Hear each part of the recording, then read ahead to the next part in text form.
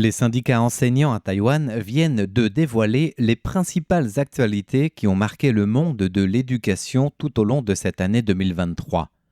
La première place de ce classement revient à l'examen continu de la politique bilingue par les candidats à la présidentielle.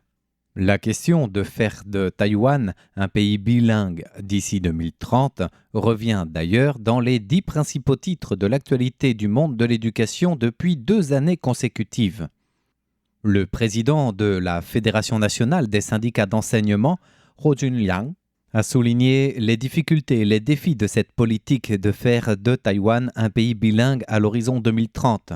Notamment, cette politique elle-même est compliquée à mettre en place. Il a également souligné l'impact sur les autres cours de langue, que ce soit le Hakka, les langues autochtones, qui sont pourtant des langues nationales maternelles à Taïwan.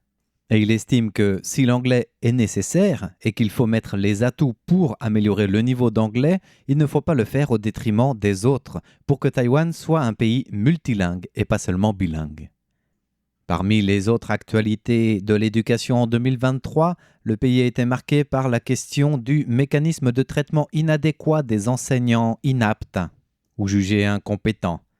En troisième position se trouve la question des promesses de campagne des candidats à la présidentielle pour le monde éducatif, avec notamment des budgets revus à la hausse pour les écoles privées et l'enseignement supérieur, mais parfois sans tenir compte des limites du budget national global. Enfin, parmi les autres sujets marquant 2023 dans le monde de l'éducation, figure la question des allocations de fonds de pension pour les professeurs, les modifications de la loi sur l'éducation spécialisée, les droits des enseignants suppléants remplaçants, qui reviennent eux aussi pour la 2e année consécutive dans le top 10.